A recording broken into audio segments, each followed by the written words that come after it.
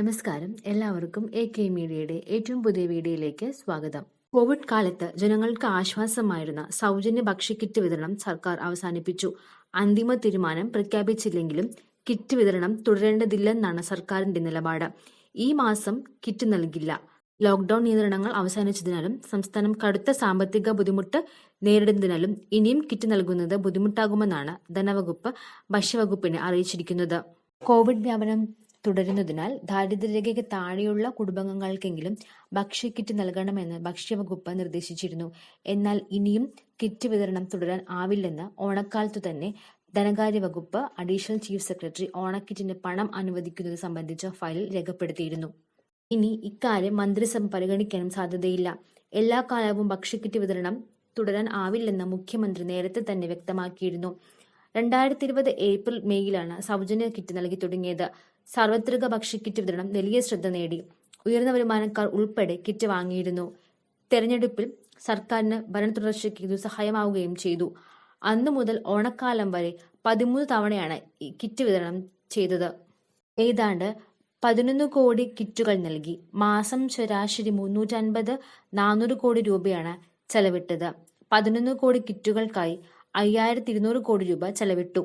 മറ്റൊരു വാർത്തയാണ്, സ്കൂൾ കുട്ടികൾക്ക് ഓണത്തിന് സൗജന്യ കിറ്റ് വിതരണം ചെയ്യുമെന്ന സർക്കാർ പ്രഖ്യാപനം പാഴ്വാക്കായി.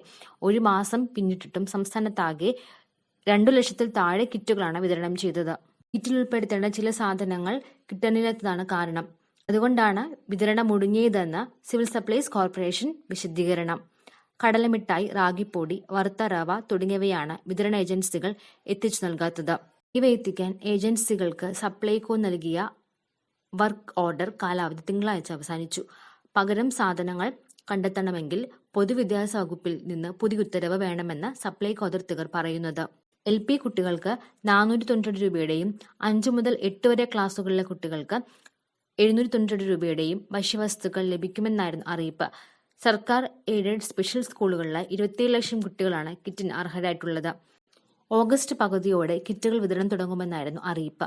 ഓണത്തിന് കിറ്റ് കുട്ടികളുടെ കൈകളിലെത്തും വിധം നടപടികൾ സ്വീകരിക്കാനായിരുന്നു പൊതുവിദ്യാഭ്യാസ വകുപ്പ് ഉച്ചഭക്ഷണ സെൽ സപ്ലൈകോയ്ക്ക് നൽകിയ നിർദ്ദേശം.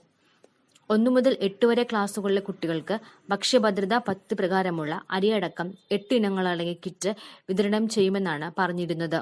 ഇതനുസരിച്ച് ഏപ്രിൽ മുതൽ ഓണം വരെയുള്ള അരി മാത്രമാണ് വിതരണം ചെയ്തത്. കേന്ദ്രം നൽകുന്ന അരിക്ക് പുറമെ ഉച്ചഭക്ഷണ പാചകത്തിനായി ഓരോ കുട്ടിക്കും സർക്കാർ അനുവദിക്കുന്ന അലവൻസും ഉപയോഗിച്ചാണ് കിറ്റ് തയ്യാറാക്കുന്നത്. എല്ലാവർക്കും വീഡിയോ ഇഷ്ടമാണെന്ന് കരുതുന്നു. മറ്റൊരു വീഡിയോയുമായിട്ട് നമുക്ക് വീണ്ടും കാണാം.